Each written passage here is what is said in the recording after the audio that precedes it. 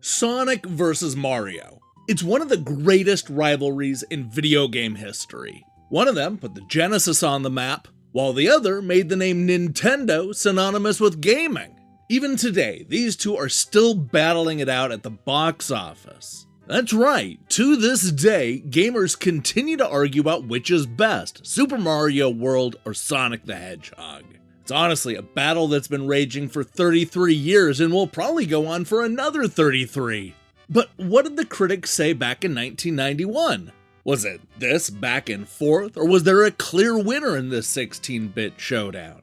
To answer that question, I decided to flip through the pages of Electronic Gaming Monthly, Computer and Video Games, Mean Machines, GamePro, and more classic magazines that actually reviewed both of these side-scrolling platformers. Today we're going to see where the critics landed and maybe even settle this debate once and for all. This is Magazine Matchup.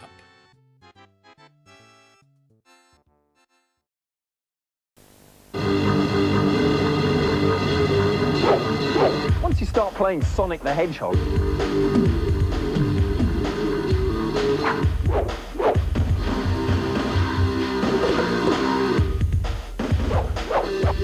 everything else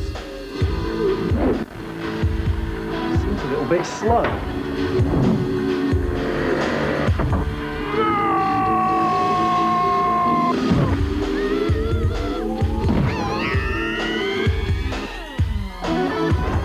Don't worry, I'll catch him.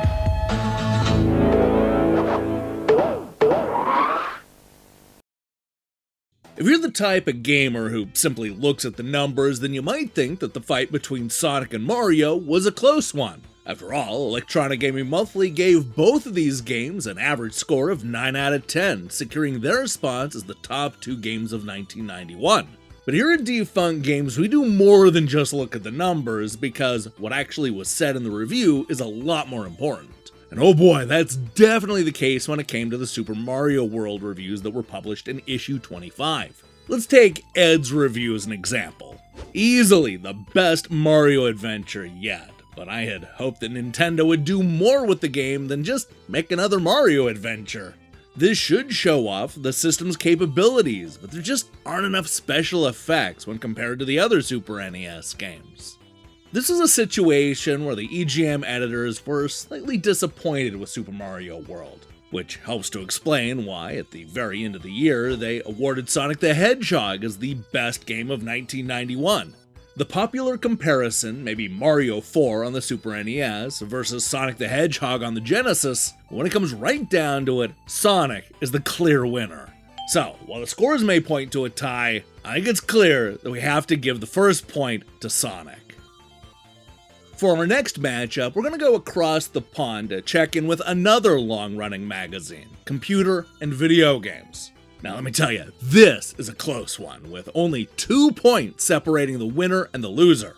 When CVG reviewed Sonic the Hedgehog in their 117th issue, they gave it an impressive 94%. Sonic knocked Tim Booth sideways and hasn't let go. Sonic may be cute as hell and play like a dream, but rest assured, this game's as tough as your granddad's old boots. Sega put a huge amount of thought into this, and it shows. Sonic has thrown down the gauntlet to Mario in a big way, and everybody's favorite Italian plumber must be feeling just a little washed out. I won't say he's necessarily better, but Sonic certainly gives the immortal Nintendo hero a run for his money. Now this take echoes the score, as Super Mario World managed to narrowly edge out Sonic with a total of 96%. Rob Swan argued that the game wasn't just better than Sonic, but might actually be better than Super Mario Bros. 3. Super Mario World is a brilliant example of what the Super Famicom is capable of. The gameplay is just so addictive, you'd better be prepared to stay stuck to your screen until you've completed it. Overall, a totally fantastic game. What more can I say? Look, nothing more is needed because that's clearly a point on the board for Super Mario World. Staying in the UK, let's take a look at ACE, or Advanced Computer Entertainment, which is probably best known for having a ridiculous 1,000 point scale. When it came to Super Mario World, they went high, giving it a 910. They praised the interesting characters, the parallax scrolling graphics, and the superb upbeat soundtrack, calling it a treat for the eyes and the ears. Add smashing gameplay of the most addictive variety, and what you've got is one of the best games ever. Now, 910 is definitely a big number, but is it enough to beat Sonic? No way, because the Blue Hedgehog managed to score an even more impressive 925. Technically one of the most impressive carts you'll ever slide into your slot. Invite some ST and Amiga owners round to see you play and watch their jaws slowly drop open as the game accelerates to speeds they never even dreamed of. Superb arcade-style music and professional presentation complements the fun equation nicely. Essential fun. And with that, the Genesis scores another point. Oh man, we have a real battle going on here. While Mean Machines may have started inside the pages of computer and video games, by 1991 it had been spun off into its own magazine. As a result, we're given the rare chance to see what both CVG and Mean Machines thought about these two blockbuster releases. Up first is Sonic, which got a score of 92% from the magazine. After about 15 zillion millennia of waiting, Sonic is finally here, and it's almost as fabby as Sega would have us believe. I cannot stress too much the graphical excellence of this game. It is definitely the best looking Mega Drive game yet seen, even more attractive than the Super Famicom's Mario 4. Now, does that mean that we can just award another point to Sonic? Not so fast, because Super Mario World actually managed to go even higher, with Mean Machines giving it a shocking 98%. Nintendo have created a giant roller coaster of a cartridge here, packed with masses of challenge, scores of secret rooms, and what can best be described as almost perfect playability. There's just so much to see and enjoy in this game. I guarantee that you'll be hooked for months. Here at Mean Machines, we've seen every Super NES game there is, and yet Mario 4 remains the most superb game on the system, and even gives Mario 3 a good run for its money in the best video game ever stakes. Yeah, that's the kind of high praise that puts another point on the board for Super Mario World, tying this thing up. With both Sonic the Hedgehog and Super Mario World hanging on to 2 points each, I feel like it's time to bring in GamePro to break this tie. Now, when it came to reviewing these two games, GamePro, didn't. I mean, they technically did, but also they didn't. Okay, let me explain. When they reviewed Sonic the Hedgehog in their June 1991 issue, they gave it a perfect 5 out of 5 and called it a class act all the way. It shows what determined programmers, artists, and game designers can do when they really set out to produce a winner. Don't hedge your bets on Sonic the Hedgehog. Now, when it came to reviewing Super Mario World, well, GamePro opted to give readers 3 pages of hints and tips instead of a traditional review. I mean, it's listed as a review, but those tiny faces aren't anywhere to be seen here. Yeah, that sucks, but don't worry, because we can actually settle this by going to their March 1992 issue when they published the 1991 Reader's Choice Awards. That's when they named Sonic the Hedgehog the 16-bit Game of the Year, explaining that at the start of 1991 it was obvious that the 16-bit Genesis was technically superior to the 8-bit Nintendo, but 30 million households were playing Nintendo, and a little Italian plumber came to signify the Nintendo monopoly the same way Mickey Mouse signifies the Disney Empire. Sega needed a character. In 1991, they found one. The blue-hued spine-covered insectivore known as Sonic the Hedgehog took the video game industry by storm and showed that Genesis really does what Nintendo don't. So, that's a point for the Genesis, right? Okay, maybe that feels like a cheap way to break a tie. I mean, it wasn't technically GamePro giving Sonic the win, but rather the readers.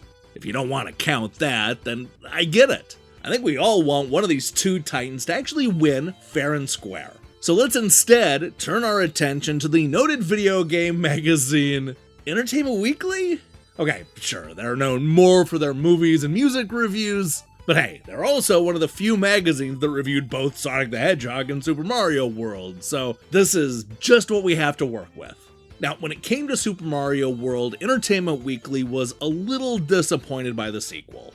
Mario bops his enemies, eats power mushrooms, crawls in and out of drain pipes. All the things he's been doing for the past 5 years, and in a setting not remarkably advanced graphically from those of the previous 8-bit games. Super Mario World amounts to advertising, a vehicle intended to show off the capabilities of the Super NES, as well as to goad brand-conscious kids into buying the system in the first place.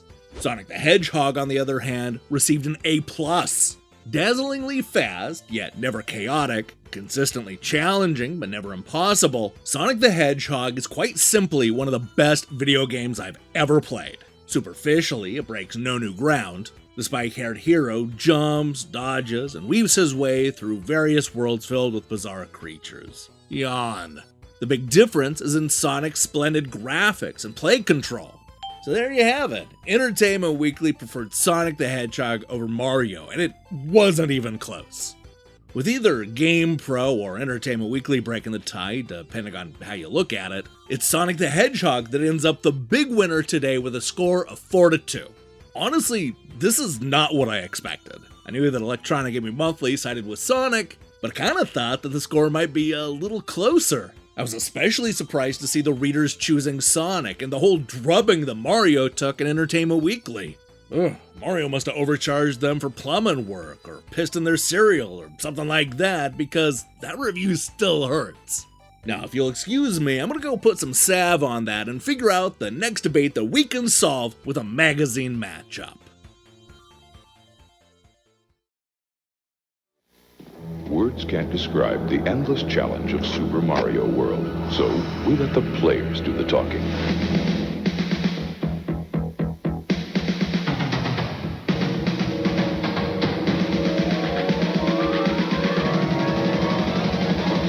Super Mario World is here. It's one of the new generation of Nintendo games. It comes only with Super Nintendo, and it's like nothing you've ever faced. Now you're playing with power.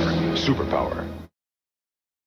Hey, thanks for watching me break down these classic reviews. If you liked what you saw here, then we have a whole playlist with these types of matchups. We don't post them as much as Review Crew episodes or EGM ranks, but you should expect at least 1 or 2 a month going forward. Now, here's the question I have for you. Which is better, Super Mario World or Sonic the Hedgehog? Do you agree with these magazines, or are you Team Mario all the way? Let me see your picks in the comments below. In other news, we'll be back later this week with a review of Freedom Planet 2, which is definitely inspired by Sonic the Hedgehog. Yeah, there's also a little Mario in there too. While you wait for that, I strongly recommend you click that subscribe button and support what we're doing here. Until then.